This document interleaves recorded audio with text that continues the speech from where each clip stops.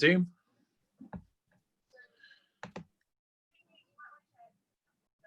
Oh, it's saying setting up your webinar for YouTube Live. Great. So you're still in practice mode. So attendees of the meeting won't be able to join until you have clicked on the broadcast button. So you can do that in a moment. Yeah. Other things that, let me just see what other things are around. Is there a record? Can you see a recording button? It's normally on the top left and it's got a play and a pause next to it. Yes. Okay, and does that say recording? Yes, it does. So we're also recording to Zoom itself. So we've got 2 copies in case anything goes wrong. So those are both now recording. You've got your presentation already up on the screen. This is set up as a Q&A, which is different to the session that you just run. So there are 2 chat boxes. There is the chat for common chat, and then there's a Q&A box for questions to the presenter. Yeah. Now, as you go through that, it's worthwhile keeping an eye on it, because there are 2 options that you can do. You can either get Robert to answer it live during his presentation, and you click on the button. So when a question goes in there, it will let me put one in. No, I can't do it. It will give you an option for Robert to answer it live, and then you will tell Robert, or you can type an answer to it as well. So if Robert's running out of time or wants to come back to it, or it's just a really awkward question, you can also do it that way. Okay. So we look like we're about to click over. So I need you to click on the broadcast button, which will take you out of practice mode, and then attendees will be able to join. Okay. You ready to go, Robert? Yeah, I'm ready when you are, thank you. Feeling comfortable? Yeah, that's great, thank you. Fantastic. Right, I'll press broadcast then. Excellent. Lovely. And now your participants will start filling up below. So they'll get alerts and they'll start joining in. Okay.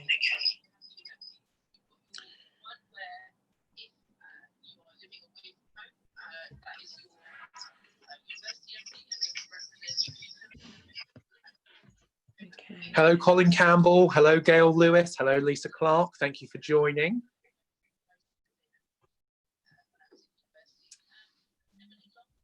We're just going to wait a few minutes for people to load into the event.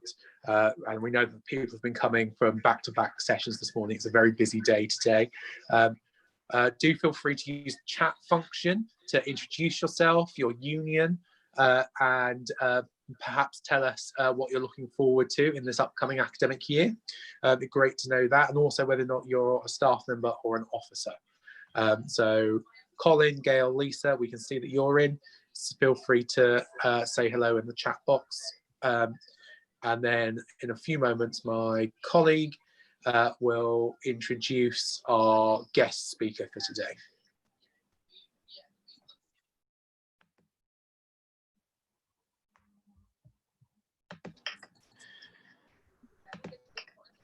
Please also know that we are recording this event. It will be recorded and stored on YouTube. So if you do not want to be seen, please don't turn your camera on. If you don't want to be heard, don't use the microphone. You can engage with us, however, through the chat function if you want.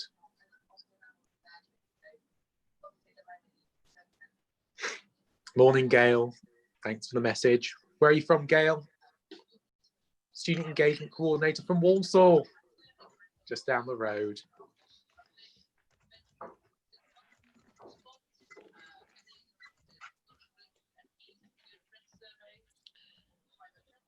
Someone called Matt Wall has joined us. I think that's me.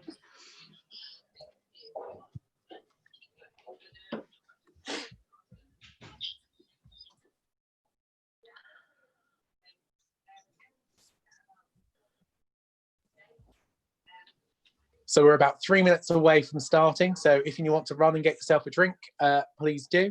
And we'll be starting at 5 past. Please note this recording is being recorded and will be broadcast on YouTube and will be viewable after the event as well.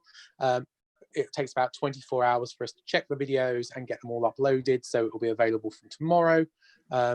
Please note that if you don't want to be seen or heard, not to use your microphone or camera in this event.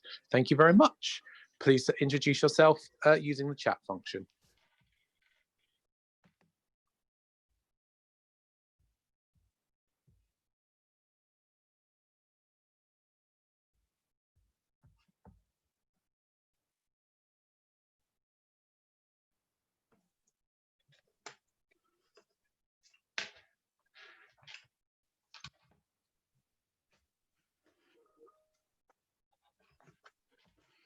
Okay, thank you very much, James. So I'm going to start by turning my video on. So my name's Davina Whitwell. I'm Employability Services Manager for the Students' Union, and I am hosting today. I think you can see me now. I am going to just spend a little bit of time introducing Robert, who's here to talk to us today about how Acas can support focusing on the return from furlough and redundancy considerations.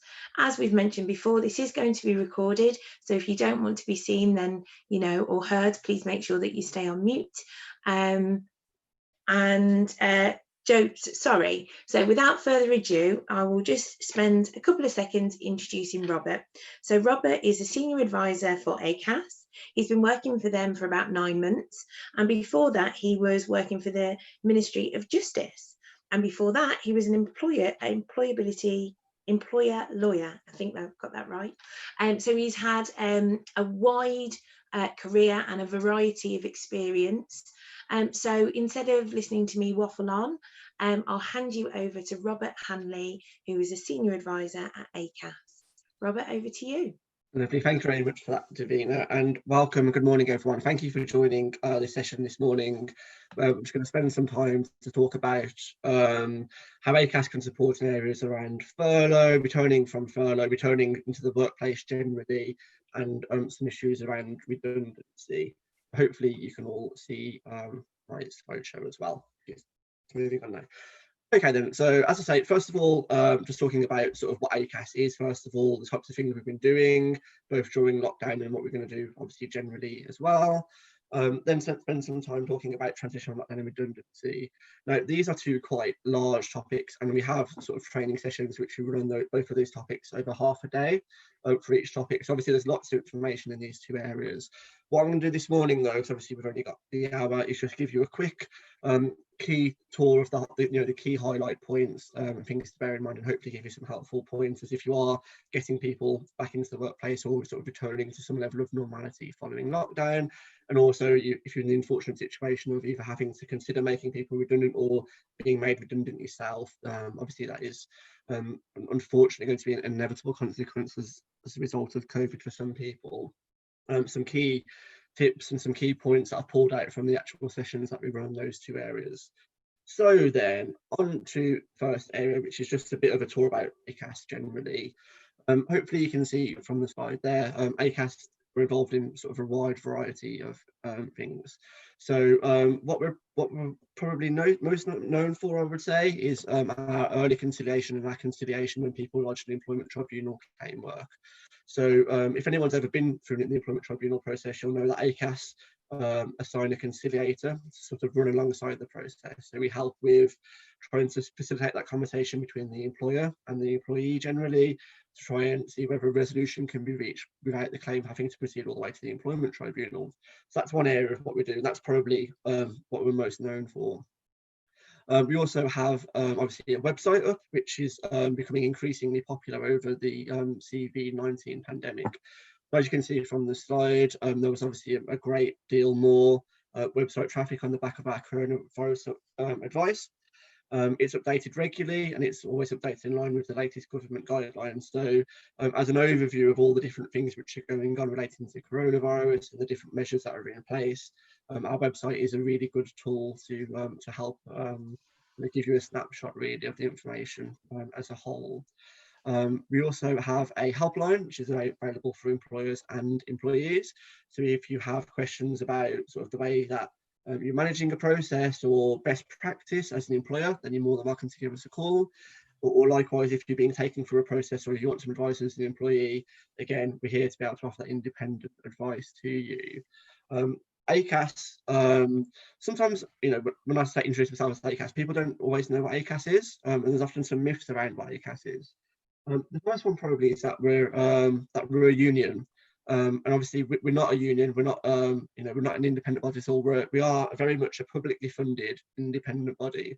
So we're staffed by civil servants, and we do receive part of our funding through bays, so we are sort of publicly funded in part as well. We also generate our own funding through things like the training and events that we run as well. So we are an independent body, so we're able to give that independent advice that's separate from the government advice as well. But obviously we're not a union, so you can't join Acas. We're just here as a tool to help people and try and help reduce conflict and improve workplace relationships across the UK. It's quite apt actually that I'm talking student union event today, because one of the other areas that we get confused with quite a lot is people get us confused with UCAS as well.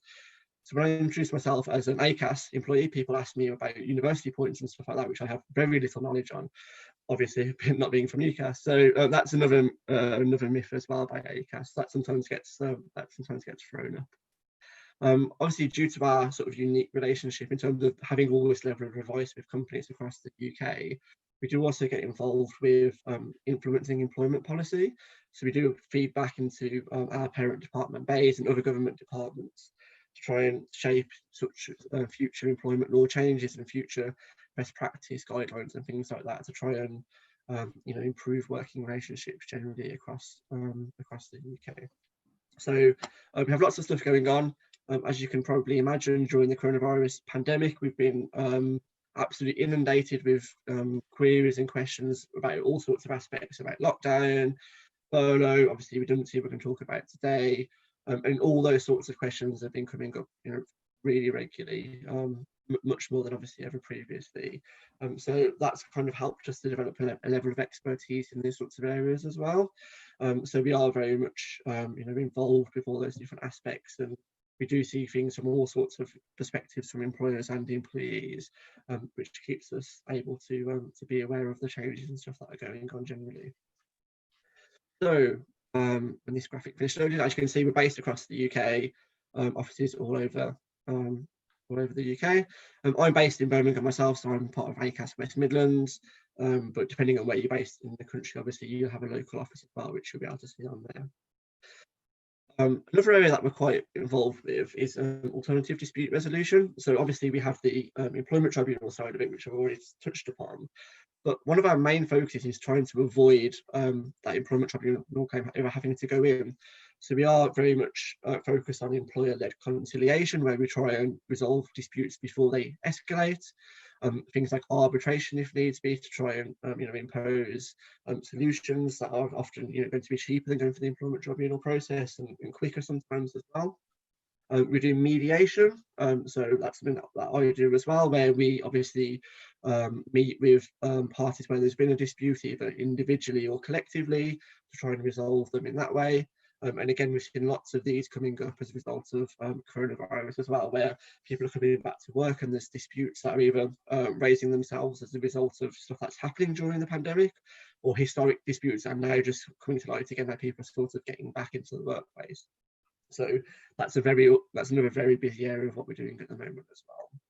And then the last one on here is collective conciliation. So that's where there's disputes between either members of the union and the employer, or employer representative bodies and the employer. And again, we'll have a very similar approach to try and you know, intervene, to try and mediate and facilitate that conversation between the two aggrieved groups, to try and reach resolution and to try and, you know, avoid the more costly mechanisms of the employment tribunal and sort of the time and the stress that process causes as well. So dispute resolution is something that we are very heavily focused upon. As as you can see from this slide as well, obviously the normal discipline and grievance procedures during the coronavirus pandemic are still in process, as you can imagine. So although we are in a very unique situation in terms of lockdown and transition from lockdown, the existing employment law and the existing Acas codes of practice on discipline and grievance are still very much live at the moment. So lots of the queries I've had over the past few months are from employers that aren't quite sure how they can follow the codes of practice and how they can sort of follow fair processes still whilst people are working remotely or on furlough and things like that. So that is something I'll touch upon in a bit later anyway. But generally, it's just about sort of, if you're the employer, doing as much as you can to make the process as fair as possible in the circumstance. So obviously, you know, if you're going down a discipline and grievance procedure, the need to hold a meeting is still going to be there. The need to give notice of that meeting is still going to be there. You know, the need to allow the employee to be accompanied is still going to be there. So all of these things haven't really changed. It's just about adapting to the way in which you react to the new way of having to do those things. So sort of having disciplinaries over Zoom or something like that isn't ideal in every circumstance, but it is still a possibility, and it's the reality, unfortunately, that lots of employers find themselves in it as well. But again, if you are unsure about sort of the best practice in that circumstance, you know, the best way of handling that process, by all means do get in touch with us. There is more details on the website, obviously, about handling procedures during the coronavirus, or generally as well. And the link is on there, so you know, hopefully you'll be able to find that if you need it. But otherwise, you know, get in touch as well. Call the helpline, that's absolutely fine. At the end of this presentation, I'll give my personal details as well. So I'm more than happy if anyone's got any questions around about these areas to get in touch as well, and I'll support in any way that I can on those issues. I've just been on the Acas website this morning and pulled off just some snapshots for you, just so you can get a flavour of the different stuff that we have going on there as well. So this is our coronavirus specific page at the moment. So as you can see there, there's lots of different boxes and links to areas surrounding the pandemic issues. So obviously things like working safely during that. Furlough is a really big one at the moment. But obviously, you know, all these things are going to be relevant to people in their individual circumstances. So things like mental health, you can see there in the bottom right of the screen. Mental health is an area which is really going to be important as part of the transition period and sort of the next 12 months and beyond, really. We're seeing, you know, a real spike in queries about mental health at the moment, because people are having to adapt to working from home, which they might not have had to do before, which is triggering all sorts of issues. You know, people that had existing mental health issues are finding it difficult to cope potentially in some circumstances as well. Anxiety is obviously increased. So that's a really, really prominent issue at the moment. And again, you know, the advice that we have hopefully signposts the issue into the right way of managing processes around those areas. So do feel free, obviously, to access them at your pleasure. Another thing that we're doing more so at the moment than ever before are online webinars ourselves as well. So these are free events that we're running. They are running fairly regularly at the moment. So the latest ones we're doing are about the flexible furlough scheme. So anyone that's either furloughed or has staff furloughed at the moment, I'm sure you're aware that this furlough scheme is changing as we move into August, September and beyond. So these webinars are designed to try and keep you in the loop as to what the changes are, help you comply with the guidelines and help you sort of stay legal, and as well as putting stuff in place which is going to support and help your staff in the best way as possible. There was one yesterday, as you can see there. We've got another one tomorrow, but these are going to be running fairly regularly still over obviously the next few months as and when they're needed. We also run free webinars on things like mental health as well at the moment to try and support employers and employees around sort of best practice and managing processes as best as possible. So if that's something you're interested in, by all means do have a look. They are hopefully relevant to the sorts of issues that we have going on in the moment as well. And then obviously we have online training as well. So we also have free online training, free online sessions which you can access. So they cover a range of topics. So if obviously you're going through the process of managing someone with mental health issues at the moment, by all means access it. There's access to redundancy materials on there, which obviously we're going to talk about now anyway. So although we do have sort of paid training as well, which I run, we do have free materials as well. So by all means do have a look, and hopefully you'll find something on there that's helpful, that's going to help you manage processes going forwards. This is just a snapshot of all the different stuff that we do, obviously. So in company training, you know, part of my job is to go out into companies and to deliver training on, you know, pretty much any employment relations topic you can think of. We have template letters and things like that on the website, which you can access. We've updated some of them to include things like furlough, to include things like arranging meetings when people are working remotely and stuff like that. So hopefully they're relevant for you as well. The helpline numbers on there as well. If you do want to contact it, by all means do so. But these are just some of the stuff that we get involved with on a day-to-day sort of basis, really. Okay then, so that's the very quick tour about what Acas do generally, and the areas in which we're supporting people at the moment with the various things we're doing. I'm now going to spend some time talking about transition from lockdown and some of the key points, really. As I say, when I run this session, normally this session in itself is a 2-hour one. So I've just tried to pick out some of the highlight points, really, just to go over, to give you a flavour, really, and hopefully point you in the right direction if this is what you're looking at. So the first thing to flag, really, is that the gov.uk guidance is ever changing. We're dealing with moving goalposts all the time at the moment. Initially, as you can see, I'm sure you're aware from the daily briefings we were having on a daily basis, we were getting new information which was sort of changing how the process was being managed. I think the changes are becoming less frequent now, but when they do come in, they're equally as important. So if you are going through this process of either returning to the workplace or managing returning to the workplace, do make sure that you're keeping up to date with these guidelines as much as possible. And the gov.uk site is really the key source of all these changes that are coming up if you're not able to watch the briefings and things like that. The Acas website, as I said, is amended regularly to reflect these changes as well. So hopefully that's a good resource for you. But if not, do make sure that whatever you're doing, you are keeping up to date with the latest guidance. Another thing to flag about that is, as I'm sure you're aware of this as well, we do have different guidance at the moment, whether you're in England, Wales, Northern Ireland or Scotland. I think as time's gone on, we're starting to see the guidance become more in line with each other. So, lots of the things which were different are starting to become a bit more unified now. However, there are certain key differences depending on where you are in the UK. So do make sure that you are following that local guidance if you are managing this process or going through this process. That's going to be really important to make sure that you're in line with where you are based. But some of this stuff is going to be generic to wherever you are anyway, so don't worry too much for the purpose of this session. Okay then, so the government produced these 5 steps to working safely, which you can see on the screen now. So in addition to this as well, they also produced 8 sector-specific guidances depending on the type of work that you do. So sorts of like manufacture, office-based, or leisure industry, all these sorts of things. There are sector-specific advices to do with those as well. So again, if you are going through this process, do make sure that you are up to date with the sector-specific guidance as well. Now, I've read all of them, and there is a lot of overlap between the different ones, as you can imagine.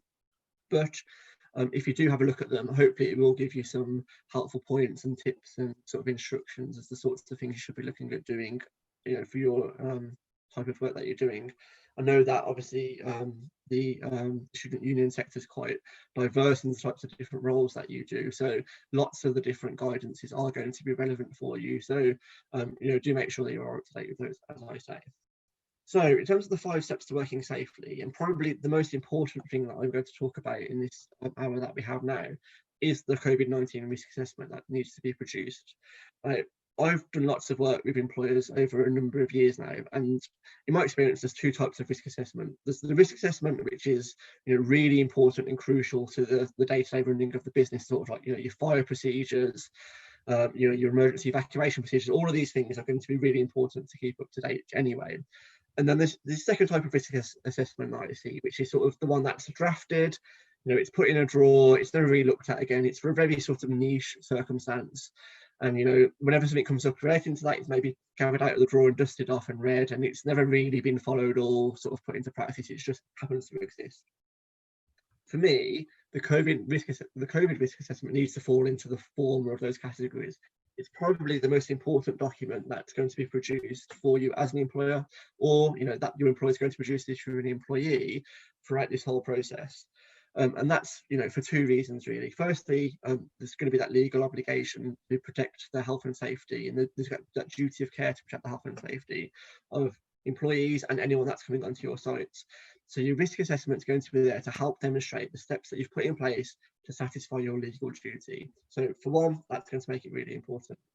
The second reason why it's so important is because it's going to help develop and generate that trust and confidence in your staff, that's going to be really important to getting people back to work. So whether you're an employee or an employer, this risk assessment is going to be a really important document to actually show everything that's being done to help protect your health and safety, help protect your colleagues' health and safety, and everyone that's coming onto the site's well-being. So, so do make sure that if you're in this process of going through getting people back into the workplace, the risk assessment's done. I'd certainly recommend drafting it in consultation with staff. So if you are a staff member, by all means ask your employer to see the risk assessment, to ask to be involved with the drafting of it. Often, you're going to have different ideas about what needs to be done than your employer. So having that open consultation, having that open two-way discussion about the stuff that needs to be put in place is going to be integral, I would suggest, to making it a useful document. Now, as I said earlier as well, we are dealing with a very ever-changing environment at the moment as well.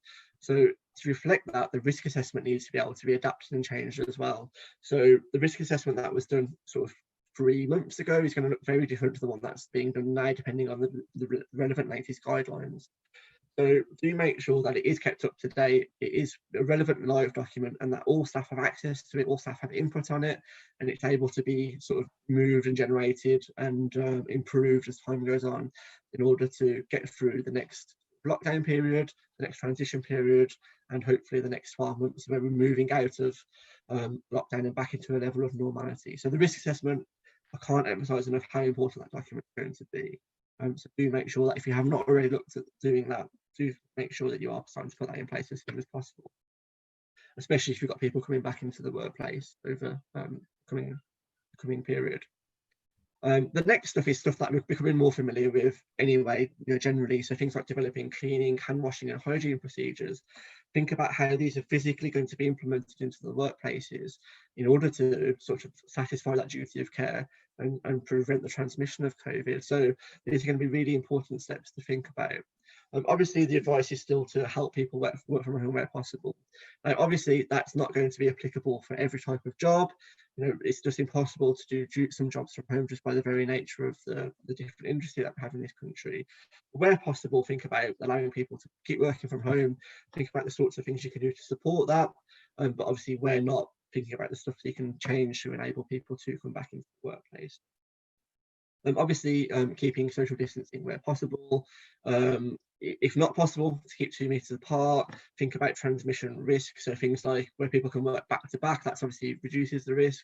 Where people can work side to side, again, anything other than that face-to-face contact is going to be beneficial ultimately. So where it's not possible to keep people apart, and there's certainly a recognition from the guidance that it's not going to be possible to keep people apart in every instance, do think about the alternative things you can do to put in place to manage that transition risk. So things like PPE, screens that can be put up in some circumstances, all these sorts of things, just to minimise that risk as much as possible. And as I said, do make sure that you are reading and monitoring the government guidance as the process goes on. So lots of people at the moment have either been furloughed or have staff on furlough. I think at its peak was at around 9.5 million people were furloughed at its peak, I understand. So obviously a great proportion of the British workforce have been furloughed at some point during this process. And obviously getting people back from furlough in itself is going to be a difficult process to manage. So think about who and how you're going to bring back from furlough. The risk really here is that is a discrimination risk under the Equality Act, I would suggest. So if, for example, an organisation was to get all of its younger people back from furlough and keep some of the older people on furlough in order to protect them potentially from, if they're deemed as more vulnerable, potentially, that in itself could be, that in itself could expose you to an Equality Act discrimination claim risk, especially if people are on different levels of pay, whether they're on furlough or are back in the workplace. But do keep in mind who and how you're going to bring back from furlough and how that process is going to be managed. Having some sort of selection criteria is obviously going to help that. So if you've had some sort of criteria when you've had people going onto furlough, using the same sort of criteria to bring people back is going to be helpful and avoid that level of discrimination risk. There's obviously no requirement to bring everyone back at the same time either. So think about whether or not you need to do that. Obviously, at the moment, digital channels are still going to be better for meetings around furlough to prevent people coming back into that place all in one go. So think about areas around that. And then finally, think about the actual time people need to spend in the workplace as a whole. Obviously, the more time people spend together in the workplace, the greater the transmission risk is going to be for people. So think about whether people can work from home for part of the day, or stagger start times, or all those sorts of areas in order to try and practically manage the returning from furlough process. As I said before, consultation is going to be a really important part in all of this, not just in terms of the risk assessment, but in terms of everything that's going on in the room. So again, a really important point is to be mindful that by openly engaging with staff, keeping them involved with the decision-making process and the rationale for the decisions, it's going to help build that trust and confidence. It's going to help minimise tensions and disputes, and it's actually going to provide their own solutions as well. So consultation throughout this whole process is going to be really important, and it's going to help foster those good relationships which you're going to need in order to manage the process as best as possible. But then finally, think about the communication. How you're going to communicate all of these different things. How you're going to make staff aware of the measures that you put in place, social distance, how you're going to engage with them, how you're going to sort of reorientate them into the workplace. Now, all of this is going to depend on sort of the nature of your of the work that you do. So again, whether you're an employer or an employee, the nature of the type of role that it is, the nature of the physical workplace, the different types of roles that are going on. So there's no one size fits all approach to this. It has to be based upon your own individual circumstances. I think that where employers are going to fall down is where that they sort of stick a few posters on the wall that just say, wash your hands, keep 2 meters apart, and they don't do anything else and think that's going to be okay. As I said before, there is a duty of care on employers to its employees, and in my personal opinion, I don't think that posters are going to satisfy the duty of care in this instance. I think actual physical communication, regular reminders about the stuff, actively encouraging staff to promote good hygiene and provide hand sanitizer and all these sorts of things are going to help build up this full picture of support that needs to be put in place. Certainly signage and posters are going to be useful as reminders on a daily basis. People can walk in and see them and think, oh yeah, I need to do that, and that's not a problem. But on their own, I think it's not going to be enough. So do think about all the different other areas that you can put in place to try and help satisfy that duty of care, as I say. What some employers have been speaking about doing are offering some sort of reorientation process.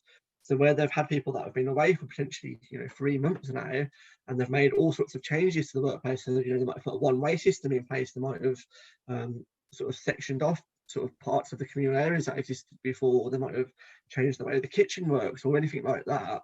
And where there are drastic changes to the workplace, do think about whether or not you can offer some sort of reorientation process for getting people back to work. I think you could have the best processes in the world, you could have the best one-way system and all of that, but if people come back to work and don't understand it and don't follow it, it's not really going to be worth anything. So do think about how you're going to communicate these messages, how you're going to get that message across, how you're going to keep it up to date, and all these sorts of areas to make the most of the process, and to, as I said, to foster that good relationship with employees, to generate that trust and confidence with what you're doing. And it's all going to help build up that full picture, as I say. Okay then. Another aspect to think about in the sort of transition back into the workplace sort of area is the actual physical act of getting to work. Now, I appreciate lots of these things are easier said than done. So things like avoiding public transport if possible, drive, walk or cycle to work if possible. Now, that's all well and good. And obviously those are going to be, the most COVID safe ways, if you like. However, it's not going to be fully practicable for everyone to be able to do all of those things. Me, myself, I couldn't get, I rely on public transport to get to work with parking situations and things like that. So it's not going to be possible for everyone.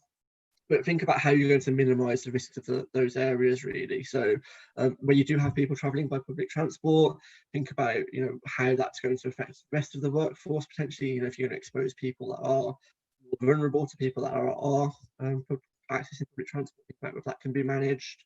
Obviously, face coverings are now mandatory on public transport in England, but think about whether or not you want to put some sort of process in place for face coverings in the workplace to try and manage that risk as well. And all those sorts of things as well. I think a really good important tip in all of this is think about staggering start times as well. I think, you know, employers that have sort of one entrance and exit to the workplace that has everyone arriving at the same time and leaving at the same time are going to be at a much higher risk potentially than ones that are able to stagger the start time. So even if you can stagger the start time over sort of 15 half-an-hour increments, it's going to reduce that risk, and it's going to help, as I said, you know, satisfy your duty of care and generate that positivity of staff generally. So all these are going to be important aspects to think about in getting people back into the workplace. One thing I want to touch upon very quickly is about this change to annual leave. So I'm not sure whether you'll have been aware of this or not, but obviously with people that have been unable to take their leave, where it's not been reasonably practicable to take their leave during COVID-19, the working time regulations have been amended slightly to allow employees to carry over up to 4 weeks leave over the next 2 years. So all this boils down to really is whether or not it's been reasonably practicable for them to take their leave during the COVID pandemic. So if you've had people that have been continuing to work, you know, continue to work longer hours, harder to try and keep up with the increased demand, there's certainly a strong argument there that it's not been possible for them to take leave and therefore they should be allowed to carry it over.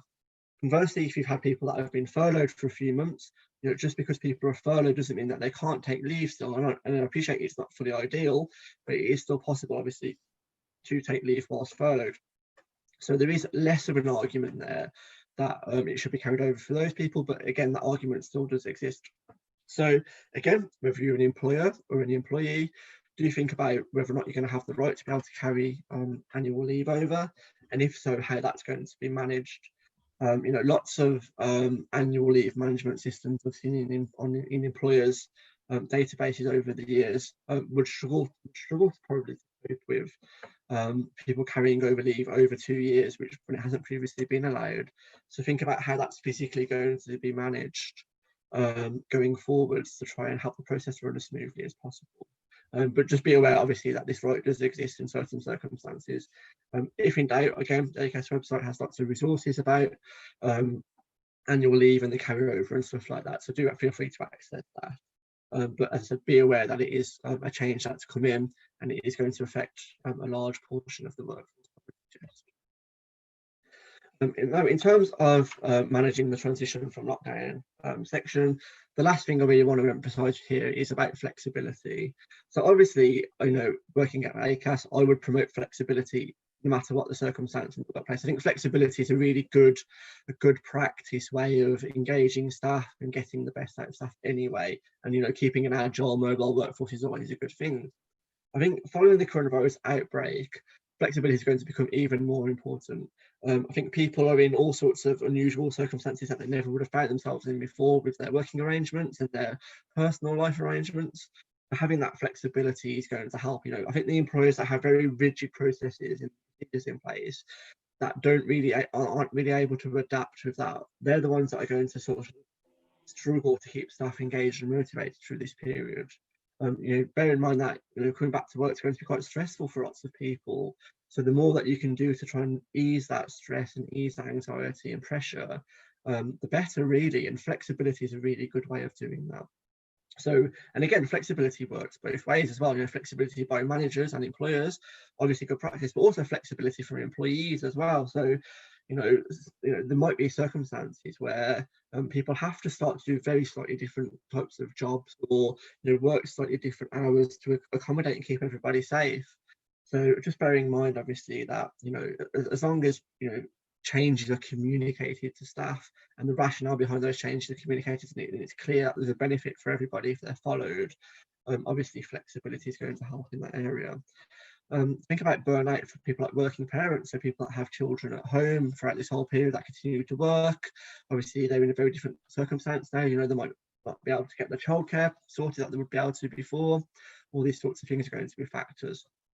And as I said before, coronavirus and mental health is an area which we are seeing lots and lots of queries and questions on at the moment, you know, due to the nature of, you know, the increased anxiety and things like that.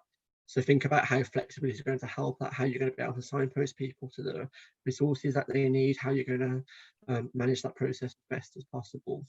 There's lots to take in a short amount of time, so apologies for cramming lots in, but I wanted to get as much in really in terms of the key points about returning from lockdown as possible for you. Time is getting on, so I'm going to quickly move on to redundancy considerations as well. Now, as I say, this in itself is also a half-day course, so there's lots of information around redundancy to consider. But again, I just wanted to pick out the key points for you this morning, just to give you a flavour of the sorts of things to think about if you are either being made redundant or going through the process personally, or if you are in the unfortunate situation of having to consider making other people redundant. I think it's tough both ways, you know, for the employer and the employee. It is a difficult process. It is stressful for everybody, but you know, unfortunately, the situation we find ourselves in, it is going to be, you know, it's likely to be a necessary evil for some companies to at least be considering this at the moment. So we'll move on. First thing I want to very quickly flag, I apologise that this is quite small on your screens at the moment, but this is a redundancy process map which I put together at the start of lockdown. It is available obviously through the Acas website, the Acas pages, in a larger format where you can zoom in and things like that. But I wanted to give you a flavour of what it is really. So I was hoping to really just put together a snapshot of all of the different considerations in redundancy on one page, just for people to see, to make sure that they are able to follow the correct steps. So hopefully, if you are in the unfortunate situation of following this process, you are able to use this tool just to make sure that you are hitting the key points. Now, obviously, each of these boxes could be expanded into pages and pages of information, but this just gives you an overall flavour of the different steps involved in the process. You know, as you can see, there are lots of different steps involved. It is a convoluted process. It isn't something that can be done, you know, very quickly. It is something which takes time and planning. So if you are embarking on this process, you know, the earlier you can put things in place, the earlier you can start thinking about the different measures that you're going to have to follow, you know, the better chance you've got of making a success of the process, and the least impact you're going to have on the workforce as a whole. So, you know, redundancy, obviously, you know, the aim is to try and avoid it wherever possible, but where it is inevitable, it's just about making the process as fair and as safe and as appropriate for everybody involved, because, you know, it does create anxiety. It's a difficult time for people. As we're going to come on to very shortly, you'll notice that here, if you can see my mouse, I'm not sure, but in the middle box, it breaks off into two different paths here, one for 20 or more employees and one for less than 20 employees. There are different statutory processes that have to be followed depending on the amount of redundancies that you are making. So do make sure that you do have that in mind if you are either part of the process personally or you are considering making people redundant. There is a different process depending on the number of people that are going to be made redundant. Okay then. So COVID-19 situation in itself has created additional challenges for redundancy. Obviously, with people working remotely, people being on furlough, you know, trying to put measures in place to protect health and safety, it has become a difficult process for people. You know, consultation in itself can be quite difficult even at the best of times. So when you throw a global pandemic into the mix as well, obviously it does become much more difficult. So think about how you're going to hold these sorts of consultation meetings if you can't hold them face to face. What digital channels can you use? You know, how are you going to keep staff up to date during this process whilst you know, they can't physically come into the workplace potentially? All these sorts of things that are going to make the process slightly more difficult, certainly, for you to manage, and also you know, manage it successfully. So again, you know, the sooner you can put measures in place, the sooner you can start thinking about these things, the better chance you're going to be able to, you know, tick all these boxes and have a plan in place that's going to work for everybody.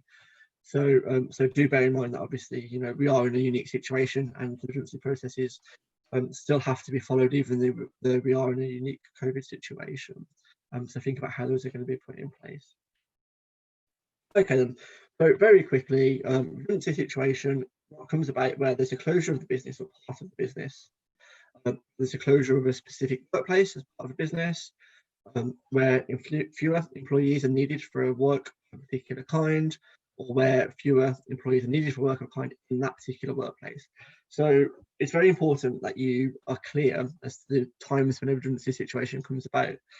Often, you know, when I speak to employers, there's a bit of a misunderstanding sometimes about redundancy. So sometimes people that are managing poor performers or managing sickness absence, all those sorts of areas, try to go down the redundancy route, and it's not always obviously going to be applicable. So it's very clearly not going to be applicable to make someone redundant in the alternative, when it should be just a poor performance process, for example.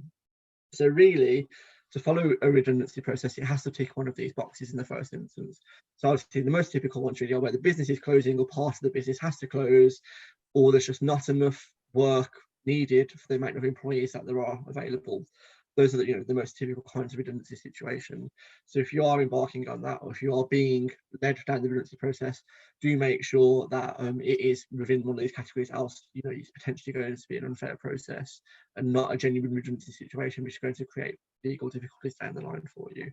So do keep that in mind. Even though you might be considering redundancy, one of the really key parts about the redundancy process is to consider alternatives to redundancy throughout the whole process. So at the start of it, consider what can be done instead to avoid having to do that. As you're going through the consultation process with staff, think about the alternatives to redundancy. So again, whether you're an employer or an employee in this situation, do have in mind the sorts of alternatives that might be in place that can help protect people's jobs, or help reduce the need and the risk of people being at redundancy. So obviously, job retention scheme at the moment, it's been a really big alternative to redundancy. I think it probably has saved lots of jobs, certainly in the short term, because people have been able to keep people on, have a bit of a backup from government money in terms of the amount they're receiving to limit their own financial impact. And it has been really useful as an alternative to redundancy. Now, we are coming towards the end of the job retention scheme as we know it. It is adapting and changing as the months now go on until its closure. So redundancy is going to start to rear its head again, unfortunately. But certainly in the short term, consider whether or not the job retention scheme can be utilised to avoid redundancy still. Other things which can be looked at, things like flexibility protocols can be enacted to try and get the most out of the existing workforce and try and reduce redundancies. Consider whether or not contracts can be varied. There are very specific rules around that as well, which the Acas do have resources on, so do feel free to access that. Withdrawing job offers, so if you've got existing recruitment campaigns, consider whether they can be withdrawn to keep the staff you already have. Whether staff can be laid off instead of, over the short term rather than being made redundant, and obviously other ways of saving money to reduce the need of redundancies. There's obviously lots more different alternatives to redundancy as well, but do think about these throughout the process. Obviously, the aim of the redundancy consultation process is to reduce the number of redundancies as much as possible. Sometimes it's going to be inevitable, but as long as you can demonstrate and you are keeping in mind throughout the process, you're keeping your options open, you're keeping an open mind into the different things that are available, you're going to be on safer ground, and you're going to make the process fair for everybody involved as well. So right at the start, you should establish a procedure. Obviously, you should include statement of intent, how you're going to consult. Again, measures that are in place to minimise the need for compulsory redundancy. So things like your alternatives that we spoke about on the previous slide, all these sorts of measures are going to become relevant. Then you're going to have to turn your mind to selection pools, criteria, and severance terms. Now, again, each of those bullet points there, I'll very quickly whiz through them, but I could probably talk for an hour about each of those ones. The redundancy process is, a very detailed, and it can be quite a complex process if you don't know what you're doing with it. So that's where sort of the tools that Acas have available, both through the website or the helpline, are going to be able to help you get through the process. And again, as I said at the start, whether you're an employer doing this or an employee doing this, do feel free to contact the helpline, and we'll be able to give you helpful hints and tips and helpful steers into, how to engage in the process, depending on your role in the process, best possible. But obviously, establishing your procedure, putting your plan in place, it's going to put you in the best stead as to get the process rolling and manage to be able to manage it as best as possible, I would suggest. So, as I said a bit earlier on, there's two different paths with consultation with redundancy. You've got the paths where there's 20 or more employees, and you've got the paths where there's 20 or less employees. I'll very quickly touch upon them both now, starting with the 20 or more employees one. So where you have a collective consultation process is where you plan to make between 20 and 99 redundancies in a period of 90 days or less. So if you have that, more than 20 people being made redundant, you're probably going to be in the collective consultation path of my decision tree, and that's what you're going to have to be looking at following. So obviously I'm not going to read that there, but as you can see, there's certain time frames that are going to be relevant depending on the number of redundancies you're making as well. So where you are making 20 to 99, you need to start consultation at least 30 days before. Obviously, the more time you can do, the better. Where it's 100 or more, it's 45 days as well.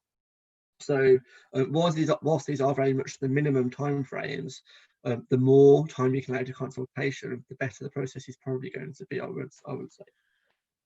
So, and kind of the last point there is just to bear in mind as well that where you are going down the collective consultation route, there is a requirement to notify the redundancy payment service.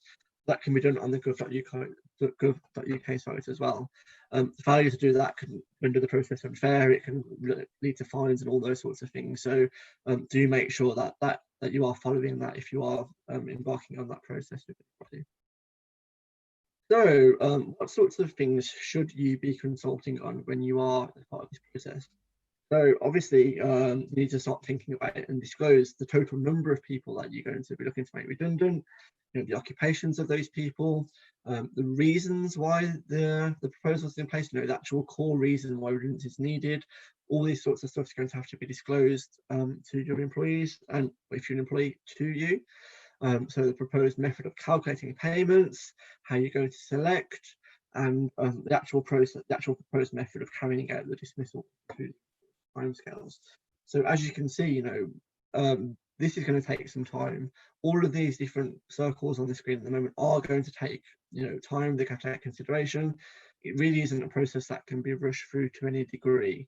Planning is going to be a key part, as I said earlier. But bear in mind, all these sorts of things are going to have to be disclosed. So the earlier you can start to think about them, the better chance of making the process a success for everybody. So that's our collective consultation. Very, very quick tour of it, obviously. Next is where we have individual consultation. This is where you're making less than 20 people redundant in that time frame. There is an Acas code of practice about dismissals generally, which doesn't apply to consultation. Obviously, best practice would dictate that you do follow that as closely as possible anyway. There's no time limits in place for individual consultation. So do you know, like how we said, the minimum of 30 days for 20 plus employees, or 45 days for 99 plus employees. No minimum periods of consultation where you're making less than 20 people redundant. That said, it still has to be a fair and reasonable process. So the more time you can allow, obviously, the more chance you have of demonstrating it's a fair and reasonable process. And actually, the more, the better it is for the employee as well. And, the more meaningful the consultation can be, the longer it goes on for, I would suggest. There's case law that suggests that the absolute minimum of this should be a week, but in most and in the vast majority of circumstances, it's going to have to likely to be longer than that, again, depending on the nature of the work that you're doing and the types of roles and things like that. Again, do feel free to get in touch with us if you need any further advice about this. At the very start of the lockdown, myself and my colleagues were covering the helpline to help people in this sort of situation to talk about these areas. So do feel free to get in touch with the helpline if you are unsure about individual consultation, because it is an important part of the process. And as it says on the slide, it's essential that it's done right for the dismissal to be fair. Obviously, again, look at ways to avoid redundancy. That's going to be a key part no matter what you're doing in this process. Look at things like alternative employment for people, and think about the selection criteria that you're going to be applying to make it as fair as possible. So consultation should do all of these things. So it should be genuine, it needs to be adequate and sufficient, it needs to allow enough time for responses, it needs to genuinely consider employees' views. So where case law has shown that people fall foul of the right side of the law with redundancy, often it's where consultation hasn't been meaningful and hasn't been genuine. So whilst the employer might have followed the process on paper, if it's actually not genuine, if he's not actually really listening to what the employees are saying and trying to implement it and trying to come to sorts of common agreement, it's going to create much more risk for you in the process, certainly. And again, work together to try and find that common solution. It has to be with all that in mind, to try and avoid redundancies, it has to be in place to try and reduce the need for it as much as possible. Okay, again, that's a very, very quick tour of individual consultation. As I said, this is a really detailed area in a short amount of time, but hopefully with this and the additional resources available, you are able to build a picture of the sort of what it looks like. One of the things that I've come across over the past certainly few weeks and months is that when people are going down the redundancy process, they don't always appreciate that actually notice is going to be applicable as well. So redundancy is a type of dismissal, in which case obviously notice would be attracted to that. So first of all, check employment contracts, check your running contract or your employees' contracts, because that's going to dictate what the level of notice is. It might well be higher than what the statutory minimums are. But in the absence of anything in the employment contract, the minimum statutory period notice are on the screen now. So where someone's worked between 1 month but less than 2 years, the minimum notice period would be 1 week. Where they've worked between 2 years up to a maximum of 12 years, so 2 weeks notice for anyone over 2 years and an extra week for every year up to 12 weeks. That's to be minimum statutory notice. But as I said, the employment contract may well give right to a longer notice period, in which case that would have to be followed as well. And that's a really important consideration for people, because people often factor in the cost of the redundancy payments themselves, but they don't factor in the cost of the notice payment as well. So do bear that in mind if you are embarking on this process, or if you are being taken through this process. So do keep that in mind. Okay then. And then kind of one of the last things I want to touch upon in terms of redundancy very quickly is about statutory redundancy payments. So there is a gov.uk calculator, which is often used to calculate redundancy payments. It's a really useful tool, and it's obviously quite quick, and often that is what employers would use to calculate the amount of redundancy you're entitled to. Certainly, if you are going through this process as an employee as well, do use that calculator for yourself. Want to make sure that the employer has the timescale, has the right levels of payment in their own mind, but also so you know what you're entitled to. You can start to plan for the future as well. If you know what notice you're going to get, if you know what your redundancy payment's going to be. So do make sure that you're using that whichever side of the fence you're on in this process. It very much depends on 3 different factors, it says there. So it's based on how long you've worked for the employer, your age during that time period, and your weekly pay. So as a very general rule, it's half a week's pay for every year that you've worked there prior to being 22. A week's pay between 22, I think it's up to 45, I'm not got it in front of me, but I said the details are on the website anyway. And then above that age, it's a week and a half pay for every year worked over that age. So as you can appreciate, it can be quite costly. Obviously, it is capped as well. The amount of a week's pay and the time frame is capped. So it's not, if someone's worked there for 50 years, they won't get 50 weeks pay necessarily, but it is going to be potentially, quite a costly exercise to undertake, especially when you're talking about lots of employees over a short amount of time. When you factor in this and notice pay, it's going to be quite costly potentially. And that's another reason why consultation, to avoid it as much as possible, is going to be really beneficial, because it's a time-consuming process, it's a stressful process, and it is a costly process for lots of employers.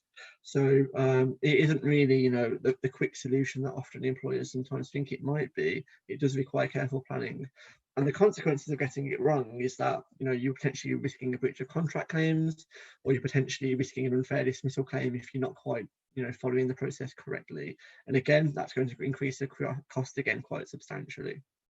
So as I said, very, very quick tour about redundancy. Do make sure that you are accessing other resources if you're going down this road. So either contact myself, contact the helpline, use the Acas website, which does go through each step in obviously more detail than I've had time to today. There's lots of resources available on there, lots of template letters that the Acas website will be able to help you.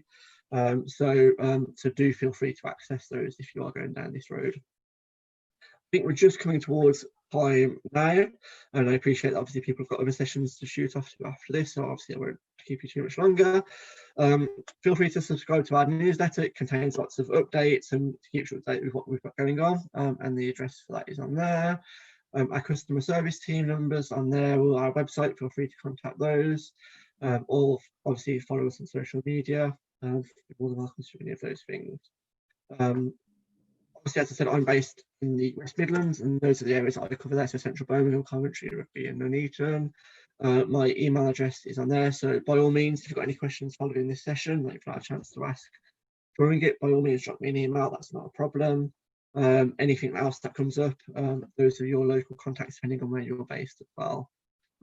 So as I said, they'll be more than happy to answer any queries or questions that you might have as well, in relation to anything I've spoken about today, or any sort of employment relations practice that you have going on. So I think that's just about the hour. I said I'm not going to keep anyone any longer, but thanks for joining this session today. Hope you found it helpful. I appreciate I've crammed a lot of information to a short amount of time, so apologies for that. But hopefully you've got a flavour of the key points and the key topics and the sorts of things that we do at Acas that are able to help you both during the coronavirus pandemic and the transition period, and also beyond into the future. So thank you very much. Enjoy the rest of your day. Thank you for having me here today, and enjoy the rest of your sessions that you're attending. Thank you very much, Robert. Really appreciate everything that you've shared with us today. As you can see, there's lots of contact information. We've mentioned before that this is a recorded session, and it will be shown on YouTube in approximately 24 hours once we've done some editing. So if there's anything that anybody has missed, that information will be there for people to view. I've had a look in the chat area. I was just about to say, are there any questions or comments that anybody would like to add? And Gail Lewis has just popped up just to say thank you very much. It was really informative and useful. I'll just give it a couple of seconds to see if anybody has got any questions. But as you say, really, really informative. Things like the flexibility and the communication really being key, and that risk assessment when people come back to work, all really useful and helpful information. So thank you very much, Rob. No, you're welcome. Thanks for having me. I've really enjoyed it. That's good. Yeah, so I can't see that there are any questions coming through. Obviously, as you've said, everyone has got your email and contact details there if they do need to get hold of you, should they think of anything, and we will be putting it on YouTube as well. So that's it. Appreciate your time, and hopefully we'll see you again in another capacity. That'd be great. Thank you very much. All right then, take care of yourself. You too. Thank you. All right then, bye-bye. Bye.